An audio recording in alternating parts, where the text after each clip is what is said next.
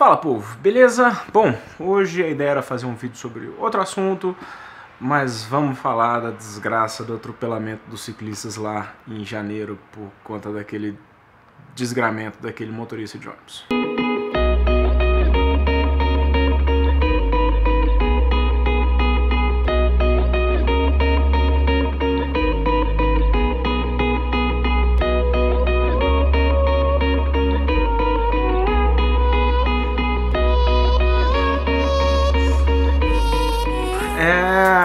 Eu sinceramente não gosto de falar desses assuntos. Primeiro, acho que às vezes rola uma exploração desse tipo de polêmica, e tem dois assuntos que eu meio que cansei de falar sobre eles, porque eles acontecem de forma recorrente e nenhum deles eu vejo muita solução.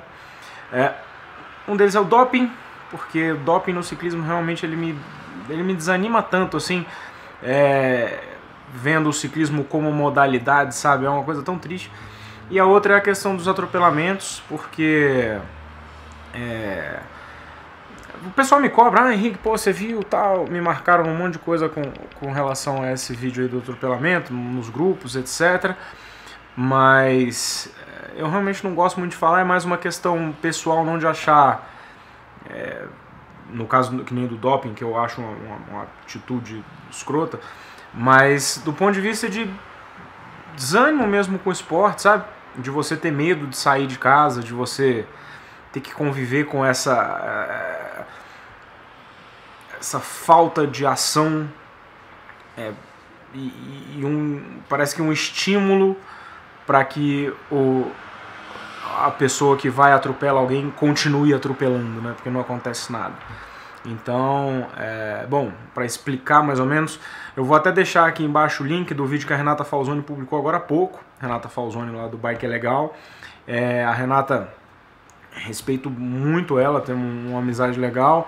Ela como cicloativista e como jornalista do ciclismo, ela faz um trabalho muito bom, então ela explica muito bem o caso. Foi um atropelamento que aconteceu em janeiro, foram 28 ciclistas atropelados por um motorista de ônibus, 3 deles vieram a falecer, 3 dos ciclistas vieram a falecer, e ela contextualiza bem a parte de como que esse vídeo foi aparecer só agora e por que ele não apareceu na época. Então o vídeo dela tá aqui no link da descrição.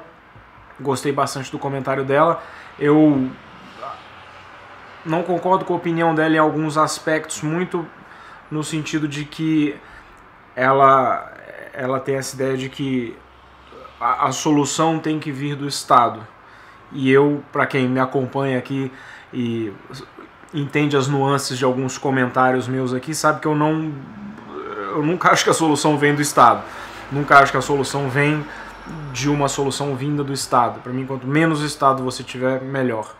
Então, minha falta de estímulo com relação a isso tudo é porque nessa situação, você vê, tava lá um motorista a 90 km por hora, na faixa da direita, absolutamente desatento.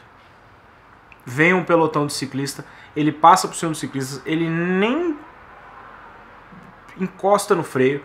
De acordo com a versão dele, ele estava na faixa na segunda faixa, né, não na faixa mais à direita, na segunda faixa, e os ciclistas invadiram a pista, né? E sendo que na hora que ele atropela, todas as faixas estão livres, era só ele desviar um pouquinho e coisa. Ou seja, foi um ato de desatenção, um ato deliberado de tentar atropelar os ciclistas. Apesar de querer mais que esse motorista se lasque mesmo, eu acredito que nesse caso não foi, ele estava desatento mesmo. Mas a grande questão é que hoje em dia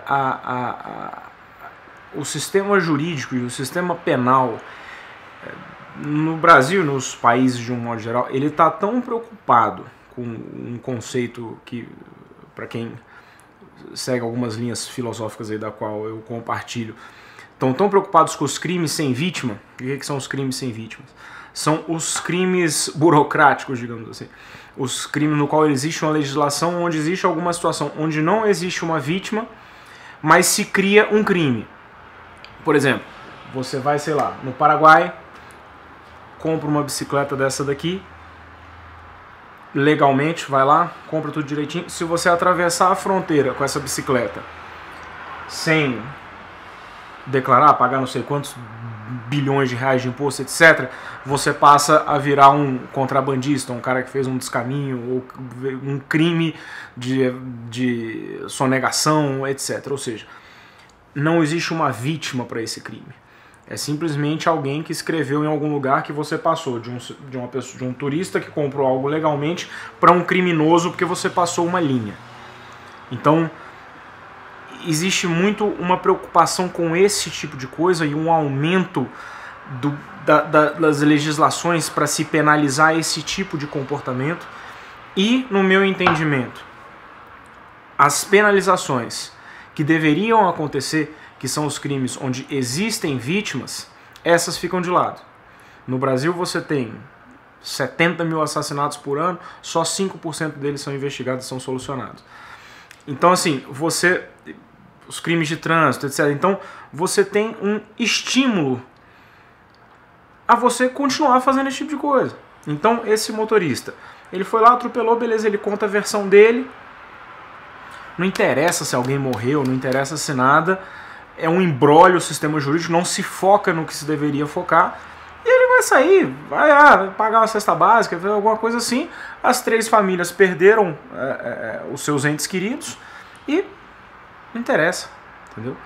Então, infelizmente, né, essa é a realidade do mundo, qualquer ser vivo funciona em sistema de lei do menor esforço. Então você vai fazer o mínimo de esforço possível para realizar qualquer coisa e para viver a sua vida.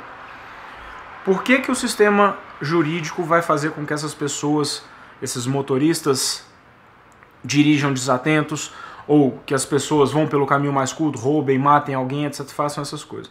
Porque a lei do menor esforço, dentro da forma com que a sociedade está organizada hoje, permite isso. Por que eu estou falando isso? Está parecendo que eu estou devagando, mas não é isso, é porque se existir uma lei na qual o cara sabe que se ele pegar um ônibus para dirigir e ele acertar alguém, ele tá fudido, ele vai pra cadeia, ele vai passar 30 anos lá na cadeia, esse cara vai prestar atenção. Por quê? A lei do menor esforço é sempre uma conta de custo-benefício. Então, se o custo do cara é passar 20 anos na cadeia, o que ele vai fazer? Eu vou prestar atenção. Por quê? Eu prestando atenção, eu vou ter um esforcinho aqui, mas esse esforço é menor do que passar 20 anos na cadeia. Então eu faço esse esforço mínimo. Mas se essa situação de passar 20 anos na cadeia não existe, se isso não é uma realidade, se ele não acha que isso vai acontecer com ele não vai prestar atenção na rua. Ele vai ficar lá, viajando na maionese. Porque não existe um real risco dele sofrer uma penalização por aquilo que está acontecendo. Porque isso não existe no Brasil. Existem outros lugares do mundo, realmente, em alguns lugares do mundo, se você for atropelar alguém, você está realmente fudido. Mas aqui no Brasil isso não existe. Então, se você não começar a focar o sistema jurídico, a realmente transformar o sistema penal em algo que puna as pessoas que realmente geram agressões e malefícios e mortes para outras pessoas, não tem jeito. E eu acho, sinceramente, é o que eu falo, é extremamente desanimador, assim, da forma com que o Brasil tá e a forma com que as coisas vão aqui, essas notícias que você vê, STF, trem. O poder legislativo, ele existe hoje para trabalhar em causa própria, assim, entendeu? Ele serve para legislar em causa própria, ele serve para livrar quem ele quer livrar, ele serve para cuidar dos seus próprios interesses e não para legislar a favor do que deveria ser, né? Para garantir os direitos das pessoas, garantir a segurança das pessoas. Eles não estão preocupados com isso, eles estão preocupados em resolver o problema deles. Então, assim, eu sinceramente não vejo muita mudança possível nisso num curto prazo, entendeu? sinceramente fico bem desanimado, por isso que eu nem gosto de falar muito desses assuntos, eu realmente não gosto, porque eu vejo a coisa tão longe do que deveria estar, né? A gente tá andando para lá, o que deveria estar tá para cá, aí a gente vai fazer assim, assim, não interessa, o caminho é para lá, entendeu? É outro. Então, eu realmente fico bem chateado com essa história, me desanima como atleta, me desanima como gerador de conteúdo, me desanima como amante do ciclismo, e enfim, é bem triste. Eu sinceramente espero que esse motorista de ônibus, se ele teve a intenção ou não de passar por cima desses ciclistas, eu, na minha percepção, a partir do momento que ele entra dentro de um ônibus e ele não presta atenção no que ele está fazendo, ele está assumindo o risco de matar alguém, e assumindo o risco de matar alguém, ele deveria pagar como um homicídio doloso. Se você não concorda com isso, isso é problema único e exclusivamente seu. Essa é a forma com que eu vejo as coisas. Eu acho que a partir do momento que você tira a vida de alguém por uma negligência sua, você deveria pagar uma pena justa por isso, né?